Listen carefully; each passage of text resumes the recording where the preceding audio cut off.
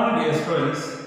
In last class, we understood the concept of economic activities, that is consumption, production and distribution. In that class, we also understood the India as facing the basic problems.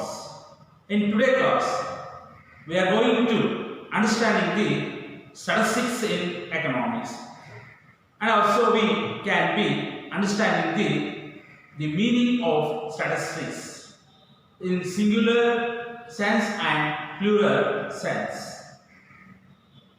These studies require that we know more about economic facts.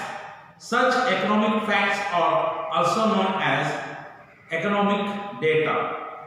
The purpose of collecting data about these economic problems is understand and explain the problems in terms of the various causes behind them. In other words, we try to analyze them.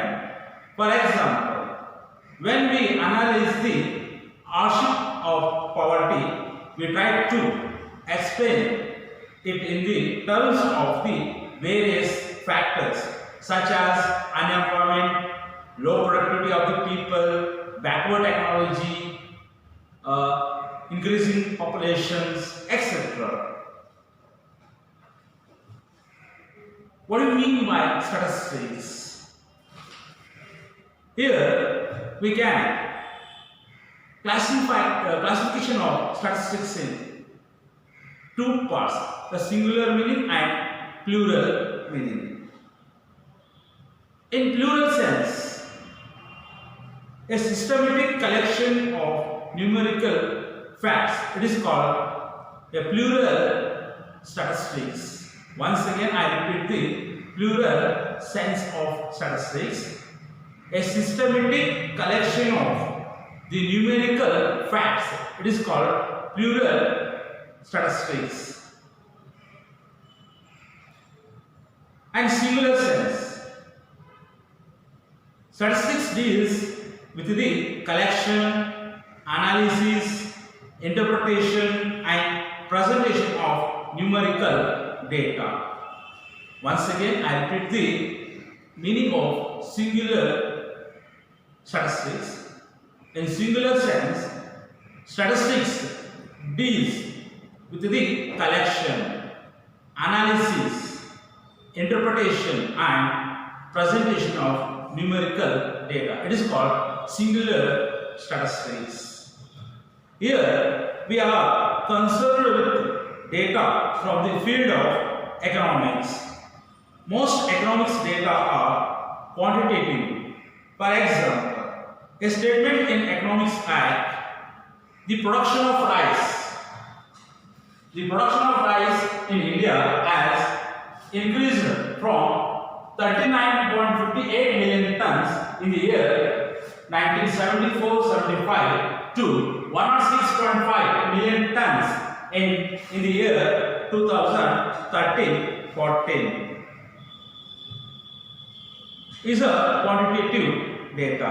In addition to quantitative data, economics also uses qualitative data. The chief characteristics of such information is that they describes attributes of a single person or a group of persons. Take for example gender.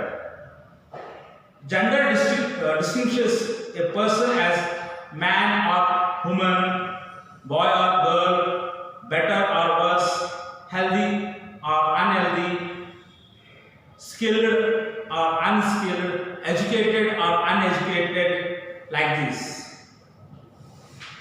ವಿದ್ಯಾರ್ಥಿಗಳೇ, ಕಳೆದ ಕ್ಲಾಸಲ್ಲಿ ನಾವು ಆರ್ಥಿಕ ಚಟುವಟಿಕೆಗಳ ಕುರಿತು ಅಧ್ಯಯನ ಮಾಡಿದ್ದೇವೆ.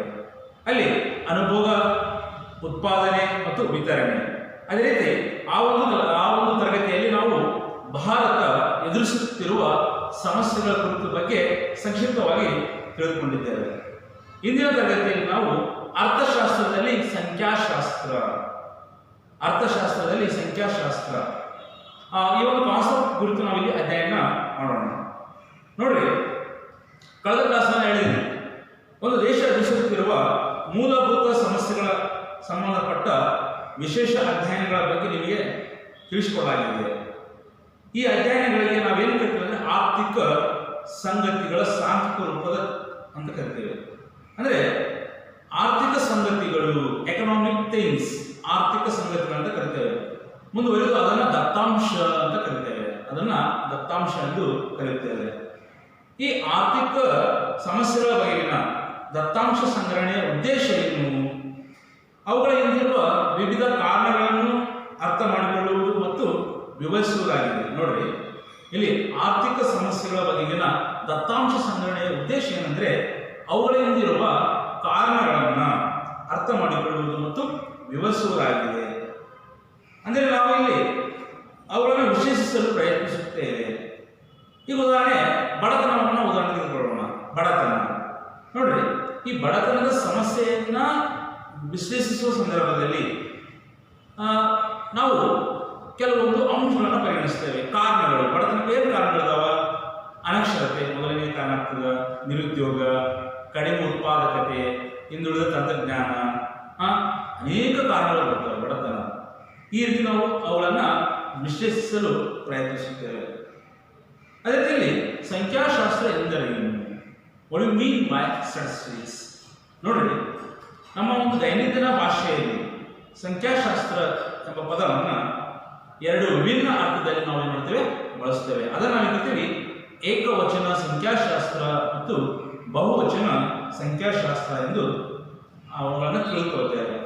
ಈಗ ಬಹುವಚನ ಸಂಖ್ಯಾಶಾಸ್ತ್ರ ಎಂದರೇನು? ನೋಡ್ರಿ, ಇಲ್ಲಿ ಆಕ್ಸ್ಫರ್ಡ್ ಡಿಕ್ಷನರಿಯ ಪ್ರಕಾರ ಕ್ರಮಬದ್ಧವಾಗಿ ಸಂಗ್ರಹಿಸಲ್ಪಟ್ಟ ಅಂಕಿ ಸಂಖ್ಯೆಗಳ ಮಾಹಿತಿಯನ್ನ ಬಹುವಚನದ ಸಂಖ್ಯಾಶಾಸ್ತ್ರ ಎಂದು ಕರೆಯುತ್ತೇವೆ.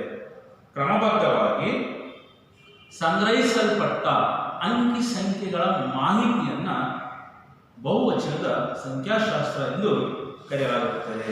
ಅದೇ ರೀತಿ ಏಕವಚನದ ಸಂಖ್ಯಾಶಾಸ್ತ್ರ ಎಂದರೇನು?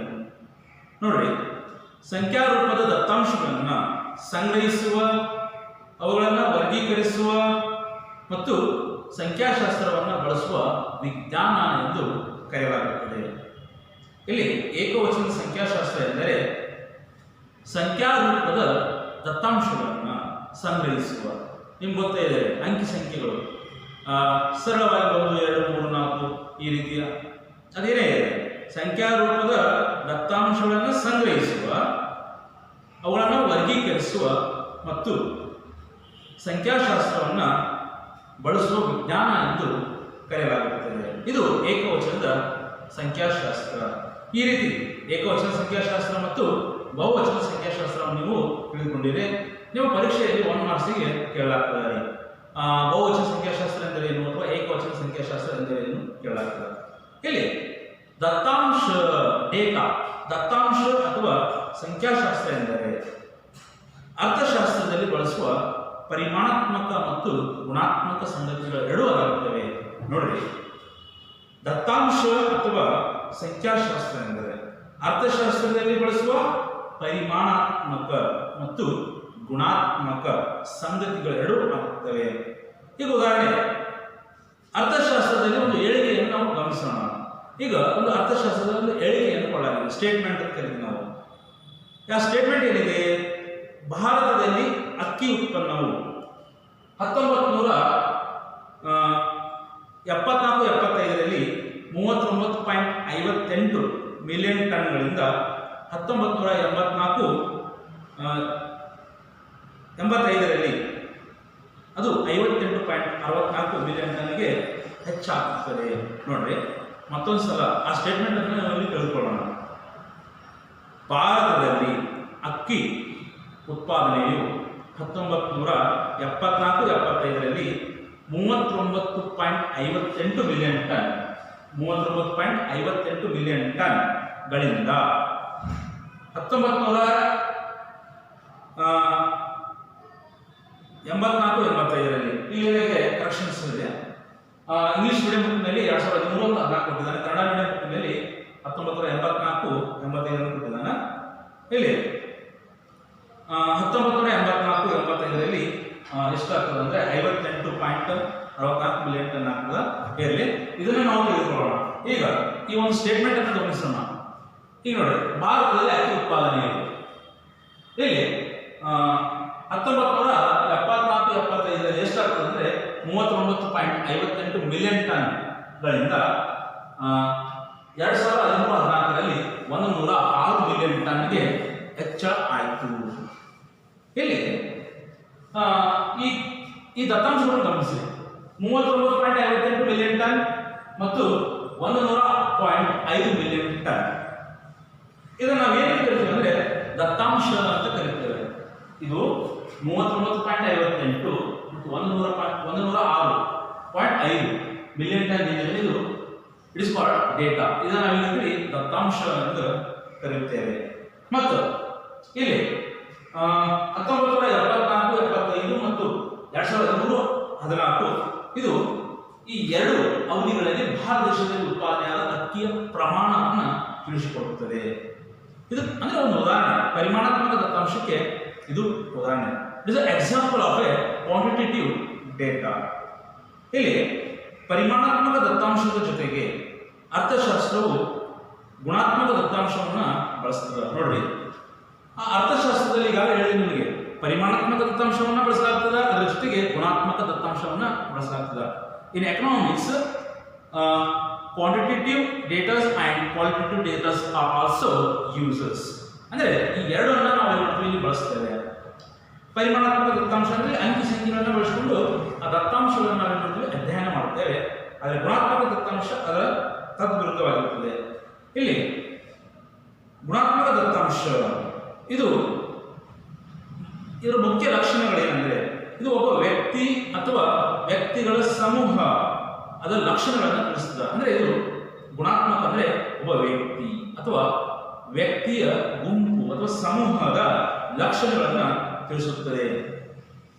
ಮತ್ತು ಇಂತಹ ಮಾಹಿತಿಗಳನ್ನು ಪರಿಮಾಣಾತ್ಮಕವಾಗಿ ನಾವು ಅಳೆಯಕ್ಕಾಗುವುದಿಲ್ಲ.